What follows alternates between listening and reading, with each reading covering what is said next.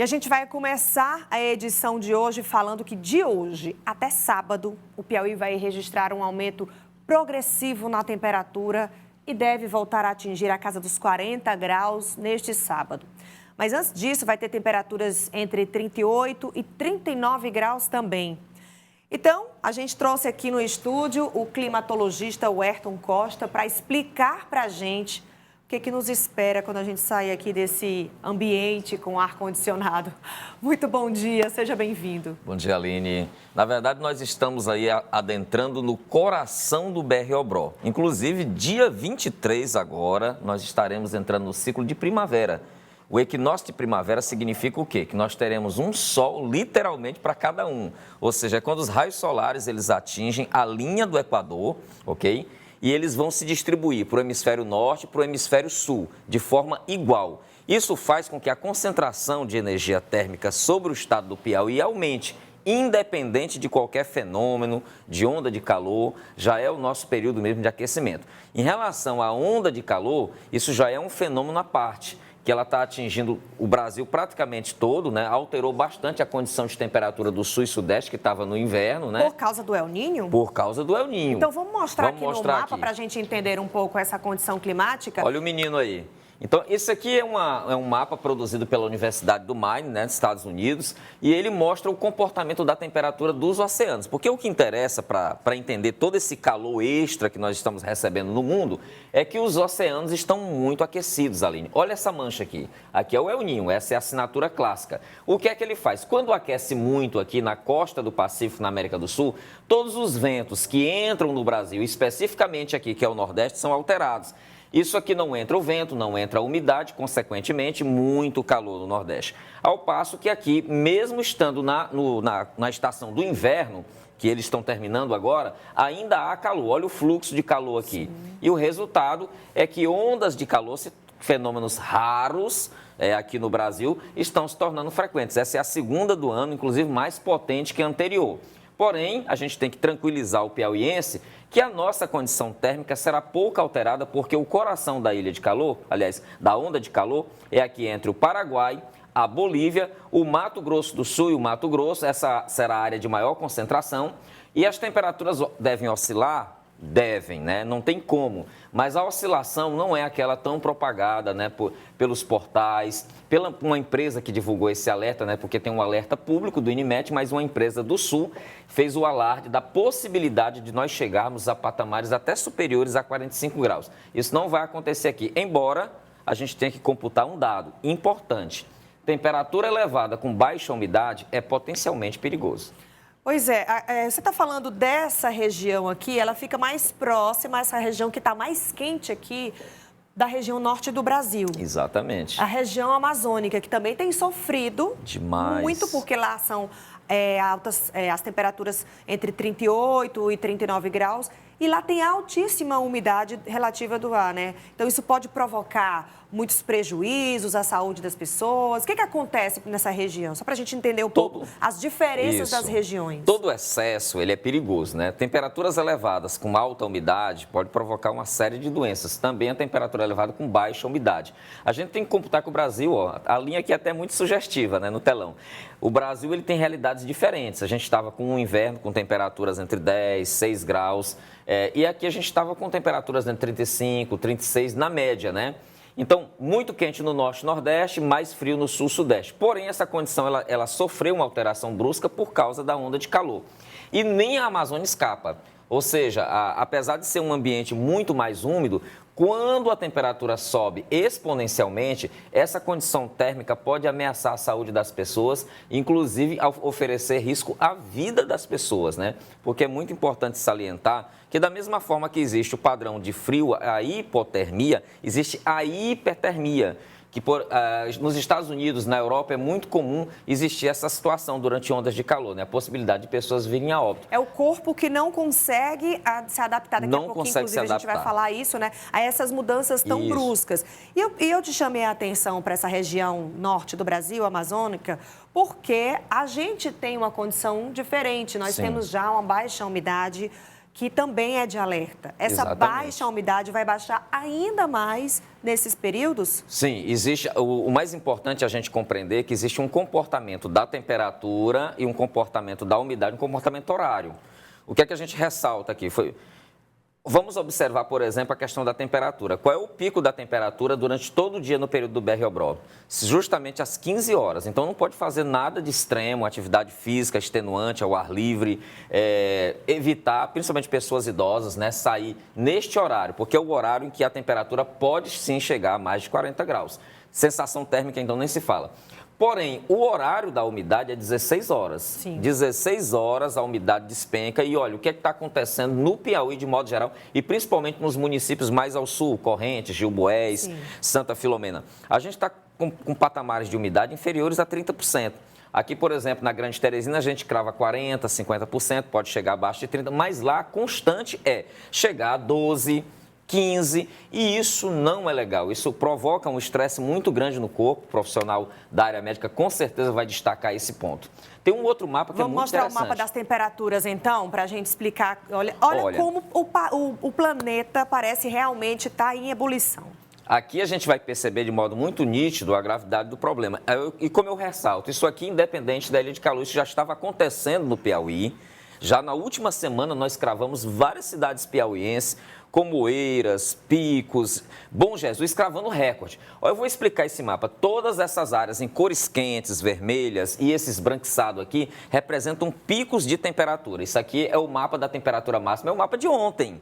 Ontem, inclusive, né, que já foi o batismo da bolha de calor, onda de calor, a gente observa que as temperaturas mais elevadas do país estavam entre o Piauí até a região do Acre, passando pelo Mato Grosso do Sul. Inclusive, a faixa da Matopiba vem sucessivamente, essa parte que envolve o sul do Maranhão, o sul do Piauí, o norte tocantino e o oeste baiano, vem cravando as temperaturas mais elevadas do Nordeste e entre as mais elevadas do Brasil. A gente está perdendo aí a coroa, naturalmente, para o centro, para a região do Distrito Federal, para a região de Cuiabá, Campo Grande, que deve, nos próximos dias até sábado, elevar ainda mais o termômetro.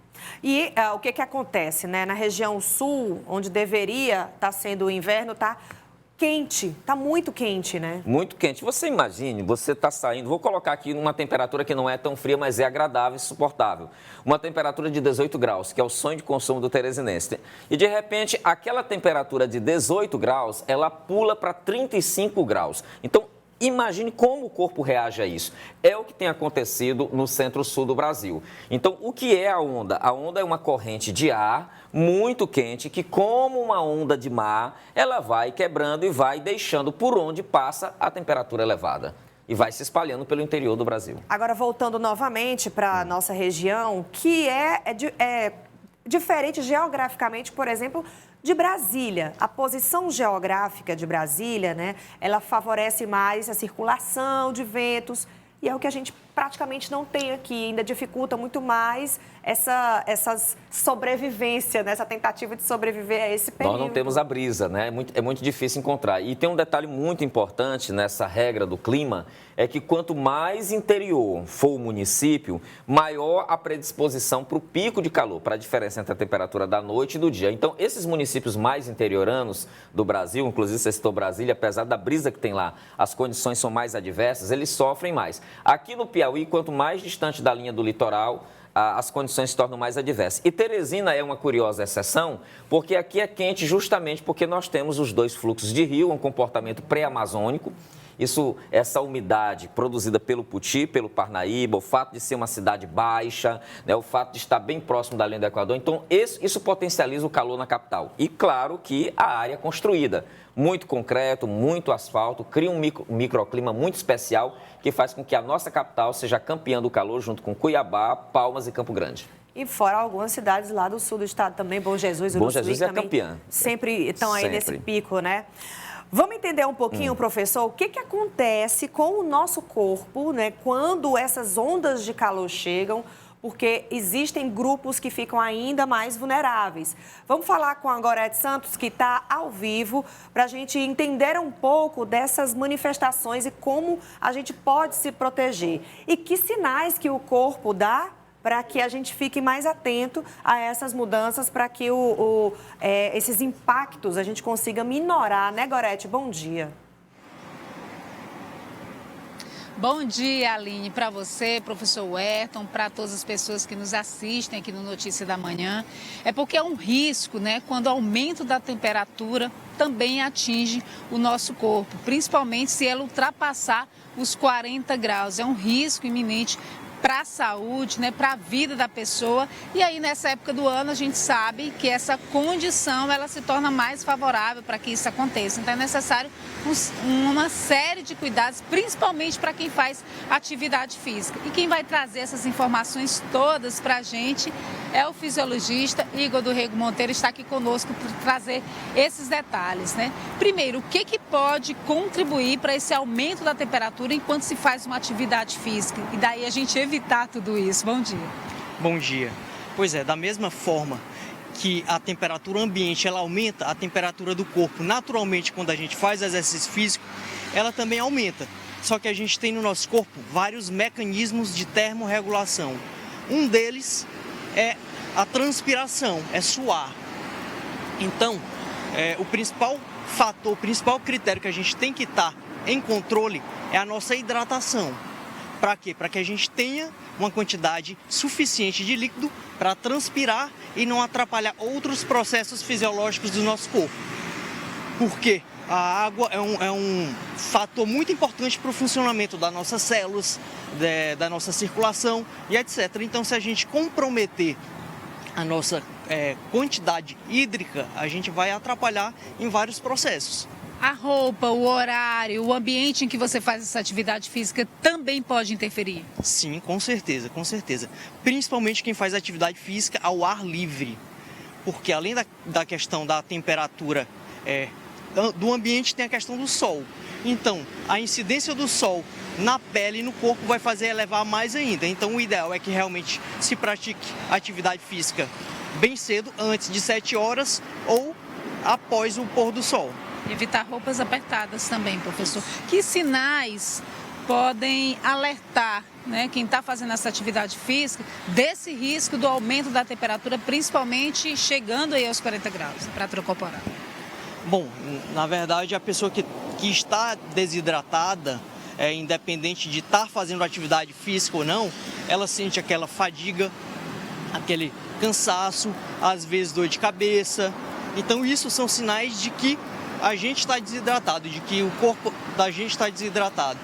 Então, independente de estar fazendo atividade física ou não, nesse período do ano, principalmente aqui no Nordeste, no Piauí, a gente tem que aumentar o nosso consumo hídrico. A gente tem que tentar já beber mais água, para quando for praticar atividade física, a gente já esteja bem hidratado e aí tente prevenir essa desidratação durante a atividade física. Bom, como que esse aumento da temperatura, ele age no organismo, levando a esse risco, né, para a saúde da pessoa, e até um risco de colapso também total? As nossas células, elas têm uma temperatura ideal para o funcionamento, nossas enzimas celulares têm uma temperatura ideal. É a mesma coisa da febre. Se a gente chega a uma temperatura acima do que é o normal para o nosso funcionamento celular, a gente vai ter uma série de problemas em relação a funcionar. Nossas células, nossas enzimas, nosso metabolismo não vai funcionar direito. Então, antes que tenha esse aumento de temperatura, esse superaquecimento, a gente ativa nossos mecanismos de termorregulação, que é como eu falei, o principal deles é a transpiração. A gente transpira e aí o mecanismo de transpiração reduz a temperatura da pele e, naturalmente, com a circulação vai reduzindo do corpo todo.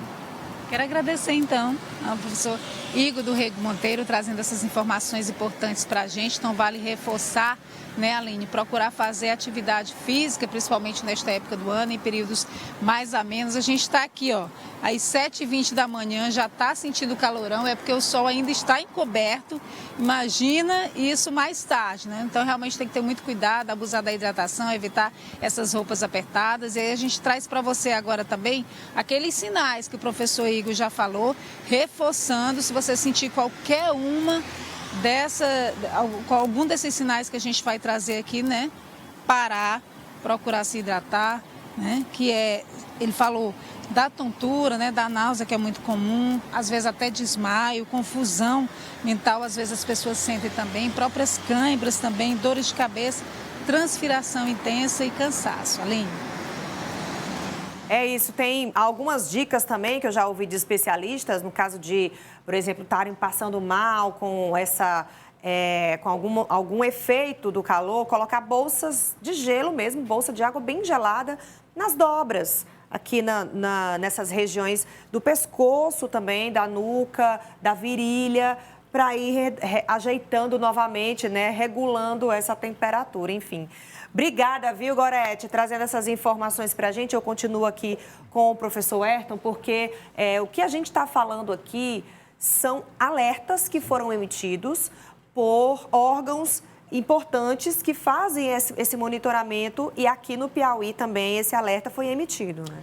Exatamente. Qual é a recomendação que a gente dá para a sociedade enquanto órgão público Defesa Civil? É que a sociedade, ela internalize o alerta, ela cria um costume. Hoje a mídia, por exemplo, no Piauí, está dando uma colaboração incrível para a comunicação de risco. Divulga cotidianamente essas mudanças atmosféricas.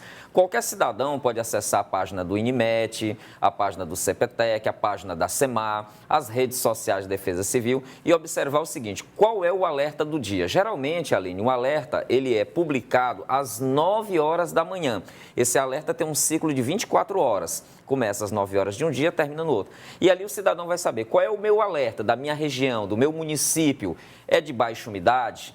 É de alta temperatura? Se o alerta for amarelo, é alerta moderado fraco. Agora, se for laranja, você tem que se policiar. Laranja e vermelho são alertas de alto risco. Então, é importante que a gente comece a se acostumar com essa simbologia, a do alerta, da cor, a do risco, e tomar as medidas que são as orientações dos médicos, as orientações da Defesa Civil, as orientações dos técnicos na área ambiental, para que a gente possa ter uma conduta mais segura e baseada no princípio da autoproteção.